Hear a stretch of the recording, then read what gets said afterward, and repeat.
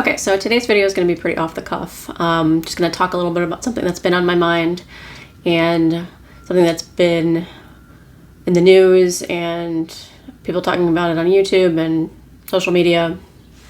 And it's really basically the state of the job market right now and why I've decided to start a YouTube channel and then hopefully turn that into an online business and then eventually online coaching. So that's a very long-term goal of mine, but it starts with this channel and it starts with this video. So here I am.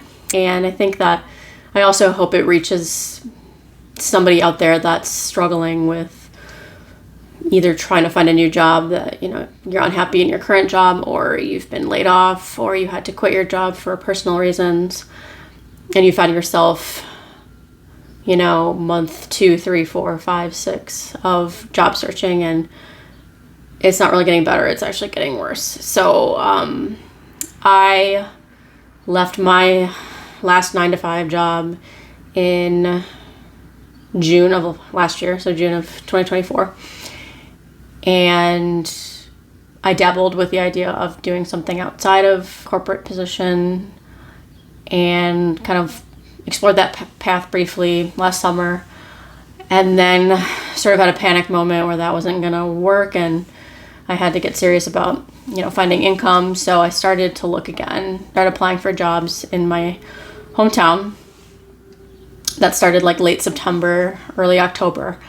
And I did that until early March. I had a fair amount of interviews. I would say like I've been unemployed before and would definitely say that like this time around I got the least amount of interviews or even responses to my applications, which was different. I thought maybe it's the jobs I'm looking for and maybe just like my experience this time around wasn't really clicking. But then just as time went on and the more I did my research and just saw people talking about it, I'm like, I think this is definitely a job market situation rather than anything like personal or having to do with my background. So that somehow, like, I don't know if that makes it better or worse when it's not personal, because that it's nice to know that, it's not nothing wrong with me or my resume, but at the same time, like, the job market is what it is and it's not changing. Like, I can't do anything about that. So I have like literally no control over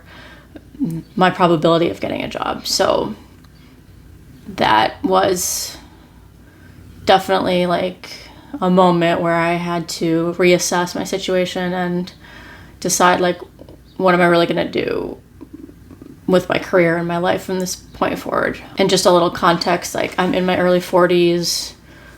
I've had a variety of careers in different industries.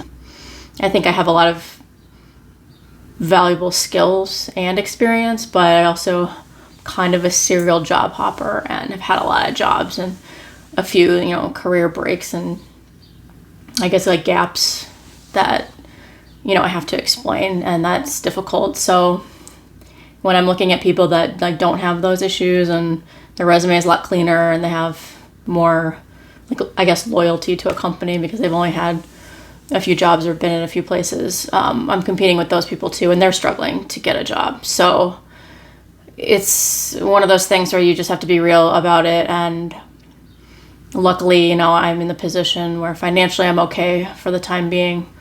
I have savings, I have help, and a lot of people don't have that option. So I'm very grateful, and I'm almost trying to like use that as just an opportunity to do something good and like do something that I'm helping people and I'm doing something meaningful because I have the ability to choose. So that's where I'm at, and I really sympathize with everyone out there that is going through this kind of unprecedented problem in this country.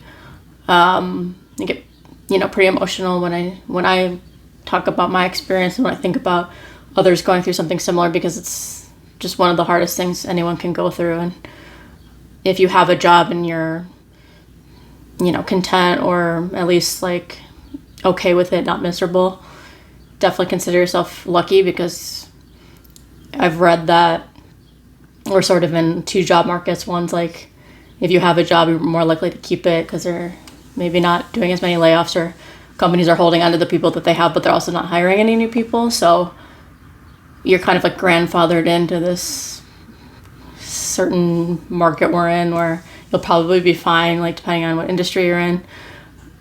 So yeah, definitely like don't take that for granted. But for everyone else that's like lost and hopeless and like it's just mentally and emotionally exhausting to keep applying for jobs and knowing you're competing with a lot of people going through the same thing. Yeah, just be kind to yourself and take the time. I mean, take the time you need for yourself, because you need more time than you think to just sort of cope and practice self-care. And you don't need to be looking for jobs for 8 hours a day just because you worked for 8 hours a day. It's just, those two things are just not the same. And what that emotional toll it takes just to apply for things and check your email over and over again, or your voicemails or whatever. It's just one of the most exhausting things you can go through. So definitely take the time you need to kind of reset when you put that time in. If you don't want to do anything for the rest of the day after doing job applications, like don't. I mean, people, if they want to judge you for like sitting around, I mean, that's on them, but they don't really know what it's like. So take that time for yourself. Honestly, like if you're lucky enough to get a job again, you're not going to get that time for yourself back. And that can be a good thing because that means you're working and you're making money, but you never know when the next time is you're going to get like you time. So enjoy it and don't feel bad about it. It's nobody's business really, like what you do with your time when you're unemployed.